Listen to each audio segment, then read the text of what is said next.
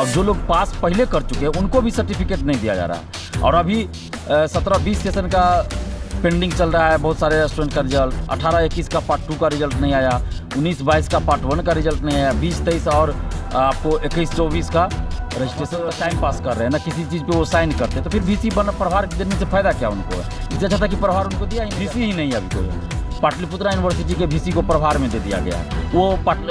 वो कभी मगध यूनिवर्सिटी जाते हैं। नमस्कार, मैं मनीष और आप देख रहे हैं लेटेस्ट न्यूज़ बिहार। अभी मेरे साथ दिलीप जी मौजूद हैं जो BPSC, बिहार SSC जैसे तमाम मुद्दों को हमेशा से उठाते रहे हैं और इनकी वजह ही है जो आज छात्र जो है अक्सर इनके साथ रहते हैं, क्योंकि ये तमाम छात्र के मुद्दे को अक्सर उठाते रहते हैं। सबसे पहले आपका लेटेस्ट न्यूज़ में बहुत बहुत स्वागत। बहुत बहुत धन्यवाद। मगध यूनिवर्सिटी, पटना यूनिवर्सिटी या मुजफ्फरपुर यूनिवर्सिटी की बात की जाए तो ये यूनिवर्सिटी जो है काफ़ी अभी सेशन जो है लेट लेकर चल रही है।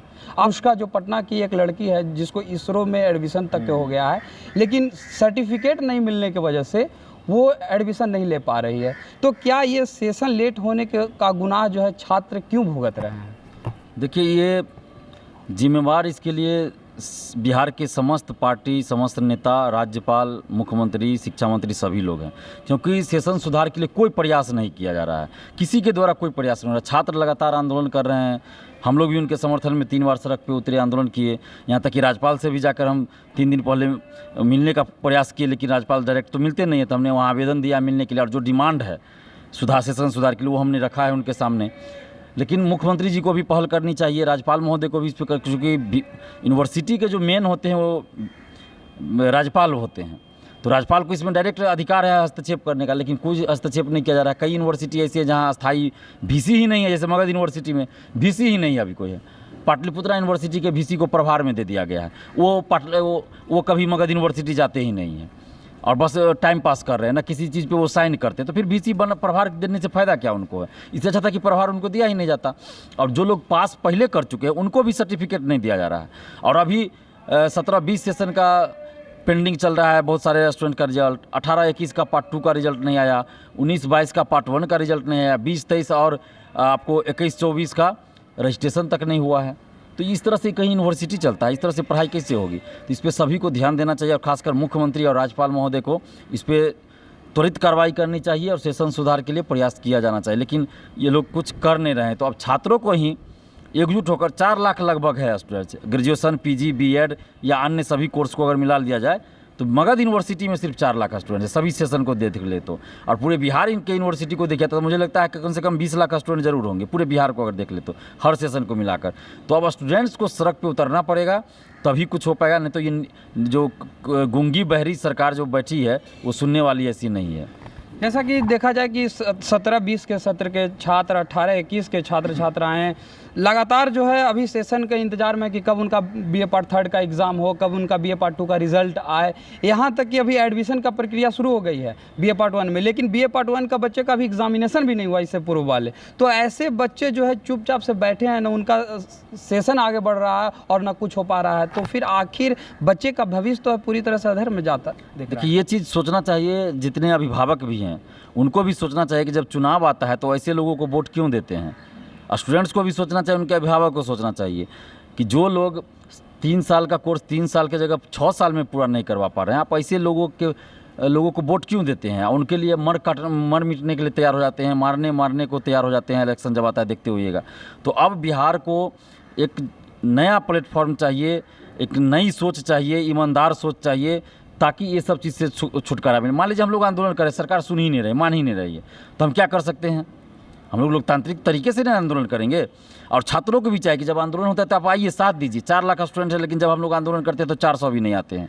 तो सरकार को भी पता है कि ये लोग तो सड़क पे उतर नहीं रहे हैं, जब चुनाव आएगा तो हम ही को वोट मिलेगा, तो वो भी अपना छोड़े हुए हैं।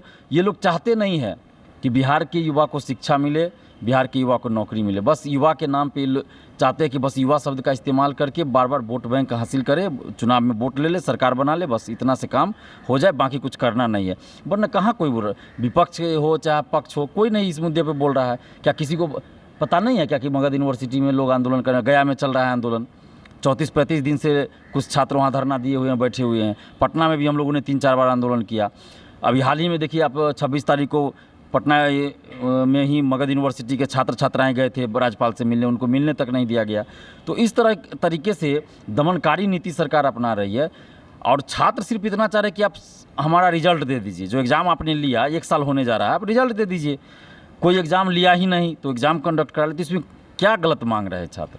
कुछ दिन पहले जब शिक्षा मंत्री से मुलाकात की थी गया कि कुछ छात्र छात्राएं जब आकर, तो शिक्षा मंत्री का कहना था कि आप लोग आए हैं लेकिन एक एक करके मिलिए। जब वही लड़कियां जो है एक एक करके मिलने लगी तो फिर शिक्षा मंत्री का कहना था कि सब साथ आइए।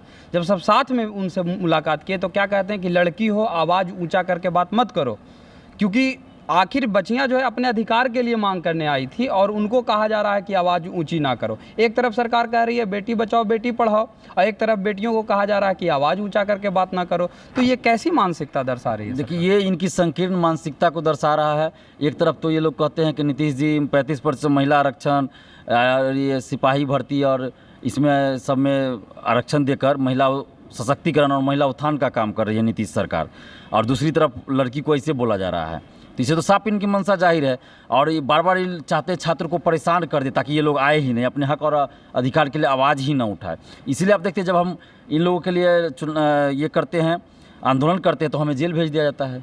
इसलिए ना भेज दिया जाता है ताकि आगे से ये आंदोलन न करें, लेकिन फिर भी हम आंदोलन करते हैं और आगे भी करेंगे। मगध यूनिवर्सिटी सहित बिहार के तमाम यूनिवर्सिटी में सेशन सुधार के लिए हम पटना में एक बड़ा आंदोलन करने जा रहे हैं, लेकिन अभी उसका डेट हम लोग डिसाइड नहीं किए। 5 तारीख का पहले सोचे थे, लेकिन अभी कुछ कारणों से 5 तारीख को आंदोलन नहीं हो रहा है। आगे हम लोग करेंगे। उससे पहले हम लोग मगध यूनिवर्सिटी के जितने कॉलेज जिस जिला में वहाँ जाएंगे, छात्रों से बात करेंगे, छात्रों को एकजुट करेंगे लॉज जाके, और सभी यूनिवर्सिटी जाएंगे और पटना में फिर एक बड़ा आंदोलन होगा जिसमें 5-10 हज़ार से ज़्यादा स्टूडेंट आए। ऐसा आंदोलन करेंगे। आपने राज्यपाल के पास आवेदन दिया है, तो उस आवेदन में क्या मांग आपने रखी है? मांग यही था कि बिहार के जितने भी यूनिवर्सिटीज़ हैं उसमें सभी में अस्थाई वीसी की नियुक्ति की जाए। मगध यूनिवर्सिटी का जो सेशन लेट चल रहा है और समस्त यूनिवर्सिटी का जो सेशन लेट है उसको सुधारा जाए, और मगध यूनिवर्सिटी के लिए जो अभी मांग हो रहा है कि आप 17-20 वाले का रिजल्ट पेंडिंग है उसको क्लियर कीजिए, 18-21 वाले का पार्ट 2 का रिजल्ट दे दीजिए, 19-22 का पार्ट 1 का रिजल्ट आना चाहिए, 20-23 और 21-24 का रजिस्ट्रेशन होना चाहिए, पार्ट 1 की परीक्षा होनी चाहिए। तो ये सारा डिमांड, जो बीएड का जो सेशन लेट चल रहा है उसका, माने सारे यूनिवर्सिटीज़ का सेशन सुधारो, यही डिमांड हमारा था और हमने वहाँ दिया है ज्ञापन। अब देखते हैं कि वहाँ से हमें मिलाने के लिए कब बुलाया जाता है। वहाँ अधिकारियों ने बताया था कि आपको मिलने का समय जब राज्यपाल देंगे तो बुलाया जाएगा। तो हम इसलिए इंतजार कर रहे हैं और इसीलिए हमने अभी आंदोलन को स्थगित किया है कि राज्यपाल महोदय से पहले मिल लेते हैं, एक बार देखते हैं क्या बोलते हैं, उसके बाद फिर हम लोग आंदोलन करेंगे।